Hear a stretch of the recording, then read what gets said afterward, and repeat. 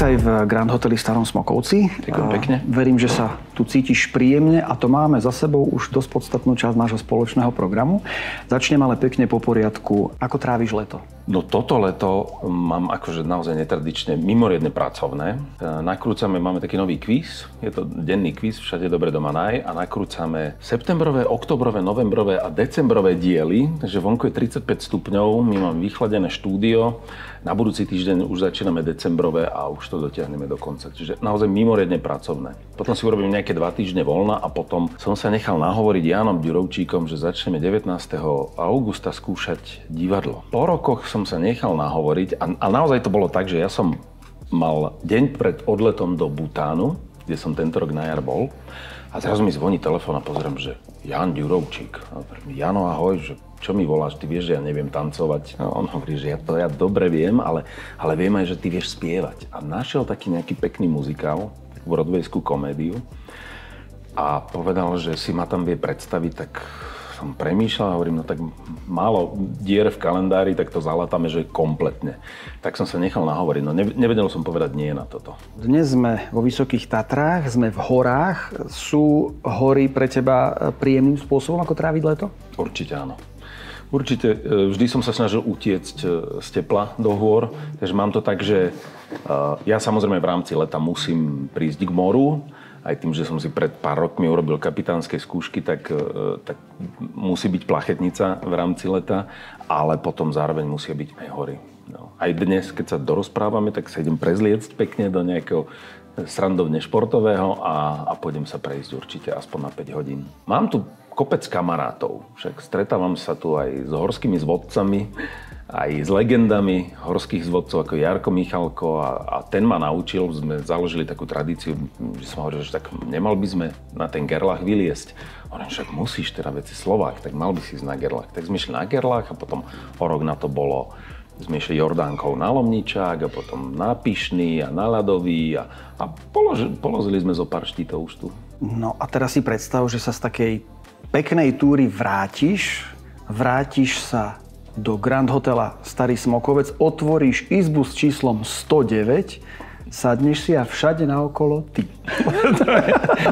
To je trochu až čudné. Až som sa toho zlákal, tej predstavy.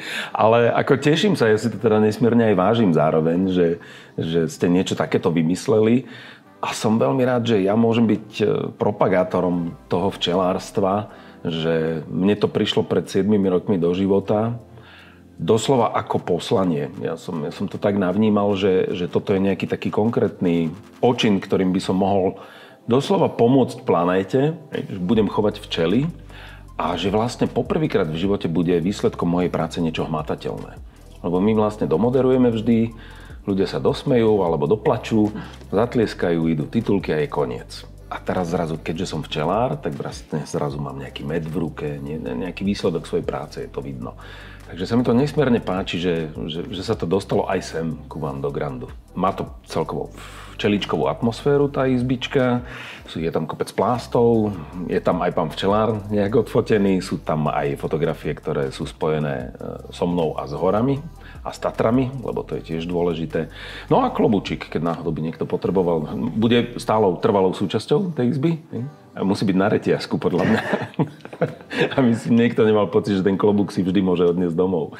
Takže je tam ten včelársky klobúk. Keby náhodou, lebo z toho ľavého matraca, tam sme aj premýšľali nad tým, že by sme normálne osadili včely, že teda, že by vylietávali z toho ľavého matraca včely priamo v izbe.